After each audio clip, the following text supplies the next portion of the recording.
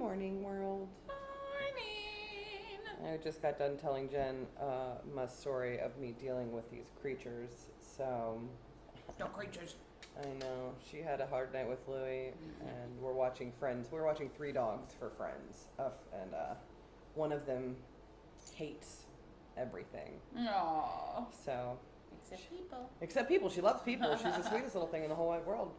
But unfortunately, she doesn't like potty on leashes. She doesn't like crates. She doesn't like to be alone. She's got severe social anxiety. So, I am having a day of it. Poor babies. Poor babies, indeed. Poor sweet babies. And our Louie over here. Yep. Go see an oncologist next week. See how bad it is. He had mass removed from his mouth. Turns out it's a malignant tumor. So, yeah.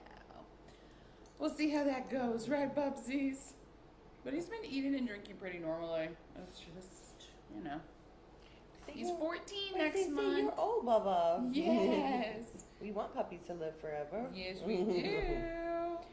But anyhow, he's loving his ice chip still, like a good old hospital patient. So that's great. Every time I go to the ice maker, he's like, I want it. So funny. And I just put a cup full of it in my hand, and he just devours it. Has he ever liked ice before? No? Mm-mm. Wow. Yeah, he's a weirdo. But we love him. Weird. Oh, defer babies. A psycho dog parents. I know. Anyhow, let's dive right in. Yeah.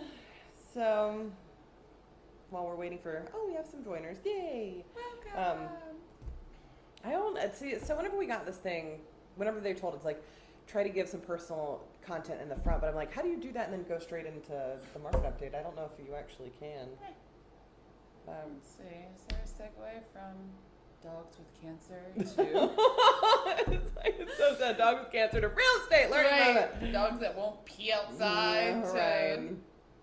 Yeah, I guess coaching conversations with clients. Good morning, Vicky. Oh, morning, Vicky. It was so good to see you Saturday. It was. Looking You look fabulous. so cute. But I guess we'll just jump right into the learning moments. So I'm curious to hear the story about Jen being selfish with her time. Well, we've got Mega Camp going on this week, so I was streamed into that Monday for a few hours, and then yesterday on my drive down to Richmond. And one of the takeaways from Monday was it was a reminder that time is the one thing you can't speed up, you can't slow it down, you can't get it back. So choose your time wisely, what you do with it. And it was there was really a portion about it that was about mental health and wellness and just taking care of yourself. And, I noticed that, being out here walking around, talking to neighbors, walking the dog, all that jazz, I do all these things on a schedule. And when people want to stop and talk for 30 minutes, I'm like, yikes, I want to pour into you and be there for you as a neighbor and, neighborhood expert and, all the things that people need right now in these times of COVID, because, we're kind of all shutting down to an extent in our own ways. But at the same time, I'm like, Kelly says, good morning. Morning, Kelly. It was so good to see you this Saturday, too. So yeah, it was just a reminder. My learning moment was one of my learning moments last week. Going into this week was just a reminder of protecting your time, your energy, what comes into your atmosphere, what you allow in. Yeah, and just staying the course, whatever that course looks like for you. Mm-hmm. Well, mine is don't call the fire department whenever you have a gas leak. Oh God, no! You call Washington Gas. So I didn't know that. So we've seen a lot of fire trucks and stuff come into the community, and they're like, oh, okay, well, it's because there's a gas leak, so they call the fire department. And so I always thought, well, whenever you smell a gas leak, call the fire department. Well, as it turns out, we had a gas leak at one of our listings. I called the owner, and I was like, hey, somebody just left the house that it smells really strong gas. I was like, okay, we'll just call the fire department. So she's much smarter than I am, because she's like, okay. She's like, I figured I'd call the gas company first. And so sure enough, the gas company came, and they were there super fast. They were there within 20 minutes. And they were on site. Let's see, we got there at 5:30. We left around 8, but they had to check everything. Mm-hmm. They aired out the entire house, checked out everything where the leaks could possibly be coming from. Then they went to the neighbors' houses and checked them to see if they had any any leaks. This is a townhouse, yeah? It was a townhouse. Yeah. Yeah, it was an interior unit on a townhouse. And as it turned out, all it was the knob was loose. And so whenever there was a buyer who went in on Friday night who started messing with the knobs. Oh. And they turned on the gas without actually turning on anything. And so it looked like it was off, like they checked to make sure it was off, but they could still smell the gas. Well, I didn't know about this. I didn't find out until the next day, 24 hours later, whenever somebody else went in, they're like, hey, the entire house smells like gas. Jeez. So that was my learning moment, is don't call it a fire department for gas. Also, you could blow yourself up. Yep. If you go in there and start turning on knobs and Yep. stuff. So we were very lucky because whenever we all got there, the buyer or the seller went in there and started playing with everything, and that she didn't blow up. Praise God for that. But we found out the reason why she was safe there is because there's a downdraft where the return is. Because one of the things the gas company said is like, I'm so confused as to how all of the gas is in the basement because the kitchen's on the main floor and gas rises. So theoretically, unless there's a gas leak in the basement, this shouldn't make any sense. So there was things that didn't compute, but it turns out because there's a downdraft from the HVAC system that was pulling it into the basement, so that's where it all. And there's no, like, there's a door down there, but like it's in the backside where there's no windows or anything. So that was pretty wild. I hope that you gave a coaching moment to the buyer's agent. Oh, I did. I called her immediately. Yeah. Don't touch things without your home inspector. Yeah. And that's it. I called her. She was boarding a plane, actually. She called me back yesterday, and she's like, hey, did everything work out so far? She's like, he touched it without me even knowing. So I was like, because I mean, you're not going to like stand over your client the entire time, but. Well, so that's a fine line too. Right, should you? We're technically supposed to accompany our buyers as they tour a property. Do they get away from us sometimes? Absolutely. But yeah, I always find it really interesting when agents put in the like showing remarks, accompany buyer entire time. Don't leave buyer. Don't let them wander. Don't do this. Don't do that. And I'm like, well, yeah, we're like, that's common knowledge. Like we're already supposed to be doing that, but apparently not. So. Yeah. Who knew? Yikes. I'm glad that worked out for the best. Yeah. So this next learning moment, she knows more about real estate right now than I do. When I was reading this stuff, That's I was not like, true. As far as like what's going on for like rate wise and stuff, I was reading hers. I was like, she sounds so intelligent right now. Well, because I was talking with one of my buyers from this year, and they were asking about, just a little check-in. They were asking, what are rates looking like today? And I was like, I actually didn't get my weekly update from my fabulous Lisa West with Loan Depot on rates. So I shot Lisa a text real quick, like, hey, what are rates looking like today? And so she was just updating me. She was like, well, obviously it's specific to loan type and credit. But she's seen anywhere from 2.25% to, just over 4% for investment properties. I was like 4% for investment properties. I was like, whoa! Yeah. That's still phenomenal for investment properties. Not a primary residence. Right. Right. So 2.25 to 3 for what? 2.5 to. Oh, that should say 4. I'm sorry. Okay, I'm like, what? I'm sorry, typo. Okay. Fat fingered that one. To just over 4% for investments. Yeah, I actually just refied on a VA loan. I refied my primary residence out of 2.25, so that was great. Yeah. From over COVID, I ended up saving a total of like $650 on my mortgage from the first, because I refied twice during COVID, because it's like rates kept dropping. Yeah. So I was able to take advantage of that. So yay. Good. Yeah. Not everything is as negative as it seems. Yeah. Tell me about that. Well, no, our neighborhood has it's a very interesting time in Belmont right now. So we've got the Carruthers who owns the property here who wants to they're going through the rezoning process of adding additional homes. And there are some folks in the neighborhood who are very adamant about the fact that they do not want this to happen. No change at all. And then there's the other side of this who are like, hey, we just want the best for Woodbridge. We want the best for the world. We want to be able to make a walkable community because our generation is the ones who are currently in the home buying process. No. And so like, as I was sitting here thinking about things, I was like, the reason why we're so like, yes, please do this is because there's no land here. Like we live in a pocket where there's nothing.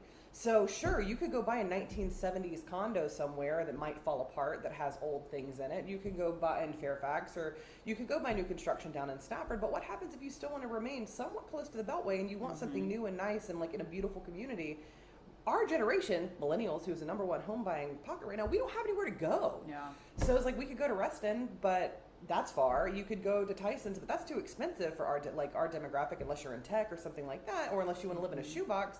So why not give us the option of adding another 1,100 homes? You are in your 80s, folks. Why does it matter? Like, what happens to this community in the next 10 years? Because, like, the reality is in the next 10 years, you guys are going to be gone. Like, you're going to be going to live with family in Florida or, you know, wherever that wants to be. And so we get wrapped up, and by we, I mean me, get wrapped up in a lot of this stuff because I'm so active in the community. I'm the head of the social committee. I'm on the Marina Landing One board. I'm currently trying to start a nonprofit right now called the Belmont Merchants Association. So it's like, it's a lot. And so it's like, because I was like, I am all consumed by everything in this community.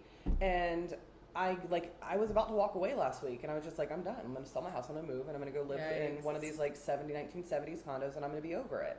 And then, just because like I get my best one floor living. Right, I just get tired. Like, I get tired of fighting with people because they're mean. Yeah. And I'm not mean. Like, I'm a nice person.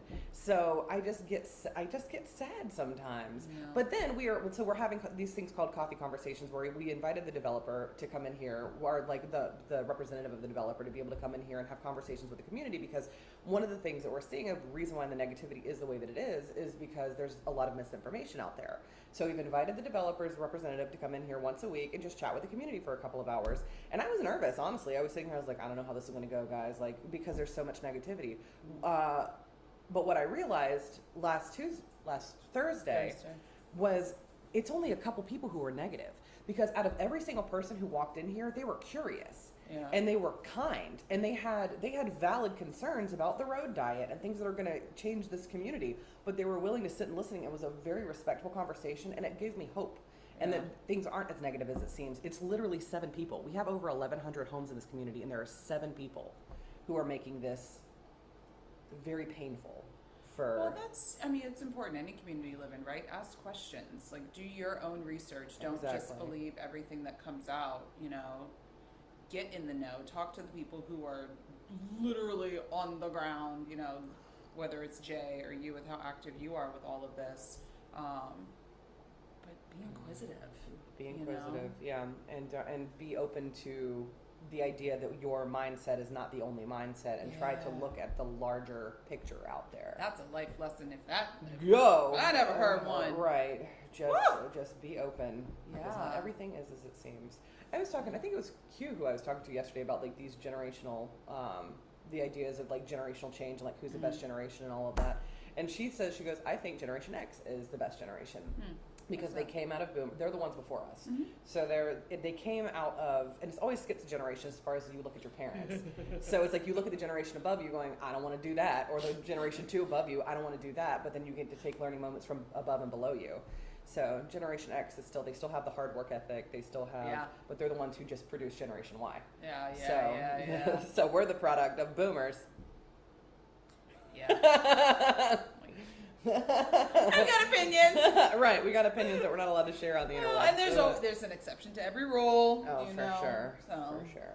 But I'm just saying, let us live, booms. Like, Booms. Let us live. Let us have our walkable communities and our wonderful neighbors and our public transportation and our coffee shops. That's it. Just let us have it. We'll let you have a normal market again. That's true, and we'll let you have a normal market. And we will sell your house for top dollar when you're ready to move to Florida. How about that? Yes. To a place that will never change. They're called 55 plus communities, guys. You'll love them. Anywho, market update. What changes and shifts are we seeing, Jen?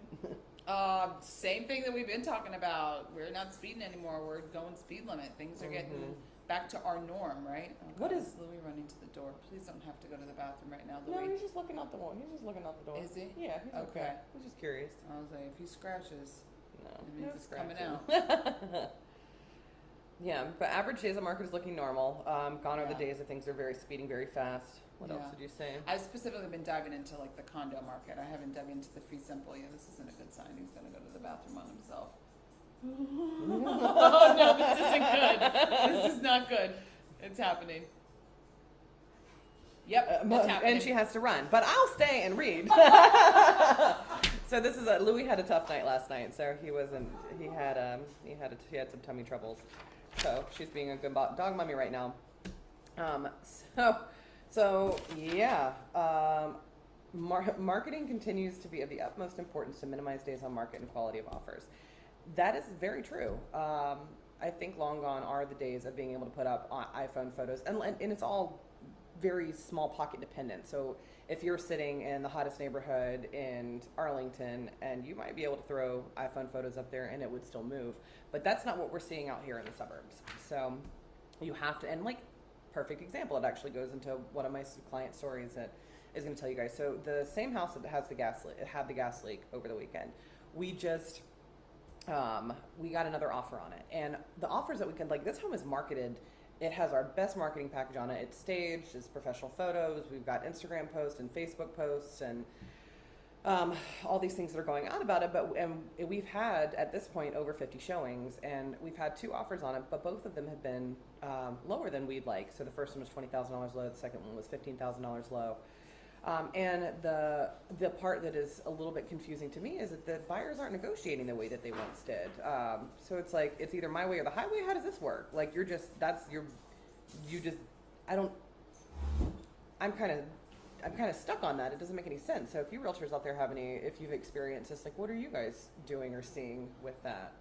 I was just telling my client story at the moment of just the low offers that were coming in. So it's like, because we marketed this thing, like, our marketing package is phenomenal. But I think one of the things to take into consideration is, like, we priced it where everything had been driven up to, like, during the pandemic, right? Yeah. Well, we're still in the pandemic, but like in the last 8 months, where these prices are driving up. So we have strong comps sitting right here. I was like, okay, well, this is what they're all driven up to, and they appraised and they sold. And that's what we listed. The house is beautiful, and then sure enough, no, nothing. So we did a $5,000 price reduction. That's what garnered more showings, and then we got 2 offers. But those offers are still considerably below what the comps say market is. Yeah. So it's definitely interesting. It's still a great market to buy or sell in. I mean, that's for certain. Gary was saying, again, Mega Camp, streaming into that. Gary was looking back over, market trends in the last 20 years. And last year was the 5th best year in real estate. Which last year was the 5th best? Year, yeah. Which means this year, even though we're starting to, like, adjust and level out, it'll be the 6th best year in real estate because we were on such a high, right? So it's going to come down a little bit, but it's still a great time. That would be, well, because it's our best year. So I wonder if that's, like, because we've already hit. This is across the country. Across the country. Right? I was going to say, we've already hit our numbers this year that we hit last year. Yeah. So, or, like, projected to hit. Yeah. I suppose, like, based on everything that we have in our contract. Right. Right. So it's interesting. I don't know. It's an interesting time. Yeah. But well, I think it's important too. I mean, to circle back to one of the notes that I was going to mention, as far as, like, marketing strategies and everything, I think that there was a window of time that agents weren't having to spend marketing dollars. They weren't having to do photos. They weren't having to do, all the true test. We do see what happens with the for sale by owners. So Will just went on a listing appointment last week with some folks, and they were going to say, well, we're going to list. If you can get us $40,000 more with your marketing strategy, then we'll do it. And he looked at what they wanted, and he's like, "This is impossible for anything. Like, I can't change where your house is located." And so $40,000 more. Yeah, than what they wanted to list at. He told them that they wanted to list at, which Will said that was impossible. What you wanted anyway. So needless to say, they listed for sale by owner last week, and they listed $20,000 higher than what they told them that they wanted Will to list for in Springfield. So we will see what happens with terrible iPhone photos. So, with all that being said, let's see what happens. Yeah. Well, maybe some people, their strategy is to overprice and then have to negotiate, right? Which is tired. Why would you do that? So tiring, but it's a mindset. It's a personality that likes to do that, right? We get that. It's the nature of the beast. But you think about what you're losing by doing that, right? How long are you now sitting on the market? How much longer are you carrying the house for? Right. How many fewer buyers are you opening your property to? I mean, for me, there's so many more negatives as far as, like, factual results, right? Or measurable results versus just wanting to negotiate. Just because. Just because. Why? We can still negotiate. It's still going to be a negotiation. Right. Like, the entire process is a negotiation. But, oh, good luck to them. And hopefully, hopefully time shows that they do need the support of East and Ivy and our marketing, and they pull Will in. For sure. Yeah. So that would be great. Or, maybe they do get it and maybe we were wrong. If they are, I will dress in a banana costume and I will sit on this camera. I will do reality from a banana costume if this thing sells. You probably have one I in have your one. closet. I do. I have a lot of costumes. That's amazing. Hey, Ethel. Hi, honey. See Ethel one of these days. I'll pop over there and say hello. Say hello to her. Miss you, Ethel. Yeah, she was talking about the Woodbridge. I keep thinking about this place because it looks like an old pool hall. So Q and I went and looked at a warehouse a couple of weeks ago, and then there's right across from it is the Woodbridge Inn, I think is what they call it. Huh. But it's an old school, like, smoky dive bar that is like with pool tables and stuff. I was like, man, that sounds like home. I haven't been over there yet, but talked to Al and Mary and they said that they used to go over there and play pool and stuff. So Aww. yeah, I'll have to check it out one day. But Ethel is the one who told me about it. That's funny. What did Kelly say? Laughing faces. What part you laughing about? I don't know what we did. And I don't know what's funny. Chasing Louis out the door for him to poop on a tray or having to negotiate. God only knows. God only knows.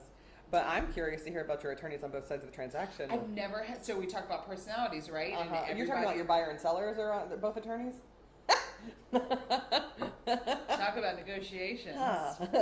I'm like, guys, you both know that this is standard language for Virginia contracts. Like, so they want to change the language of the contracts. Oh, we're getting creative with addendums. I'm like, wow. Oh, costumes. Oh yes, of course. Banana one. Costumes. Yeah. It's just different. I've helped, attorneys buy. I've had sellers as attorneys. I've never had both sides. And they both want to change the language of the standard you guys are the NVAR same contract. You're the same person. It's entertaining. I mean, everything is working out. It's fine, but it's just it's interesting seeing that. Yeah. Personality type of an attorney. That's fun though. Have you talked to title? Be like, I know that you're going to be seeing all sorts of crazy addendums coming through here. But we just want to attach them to the contract. That's fine. Everything is fine. Good times. But that's cool. It's just short and sweet. It's just a little observation I made last week. Like, look at that. Never had that happen before. Too funny. How'd you have great connecting with client? Oh yeah, the 20s event. Oh yeah, on Saturday. On Saturday we had our big event. So every year annually we do our East and Ivy Fest. And so it kind of shifted last year to not necessarily be our festival because what we've done in the past has been during the day. We've had bounce houses and balloon artists and COVID non-friendly things.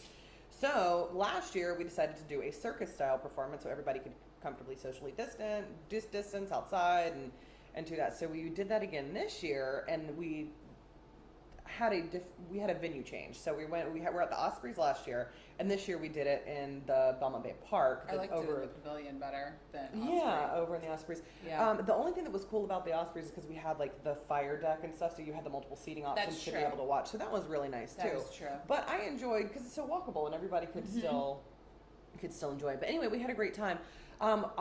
We did not have the turnout that we expected to have from the people that we invited, and I know that it has to do because of who RS.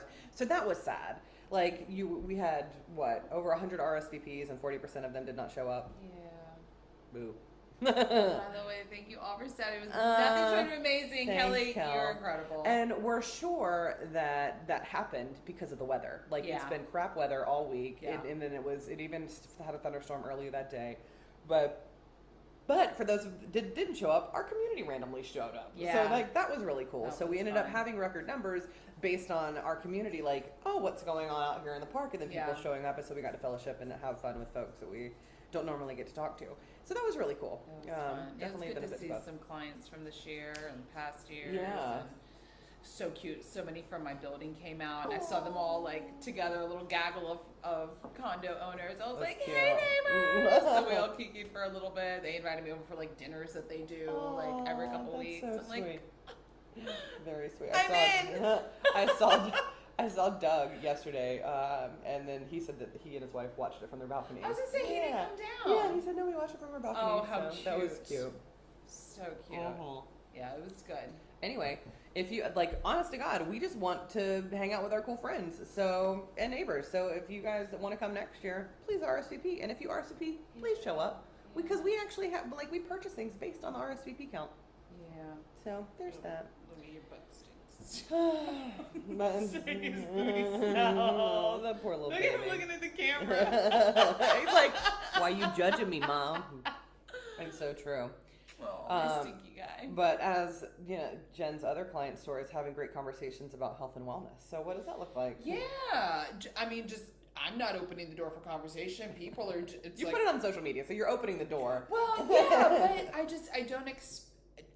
I don't know. I guess it's like when you decide you want to buy a black Mercedes Benz, and then all of a sudden you see black Mercedes Benz everywhere. Like, it's just the conversation is just like coming to me, you know. And it's not even all my clients who follow me on social. Like, it's some that are not on social media, like at all. And they're just talking about things that they're doing to, like, you know, break up their day and go outside, take walks, drinking extra water.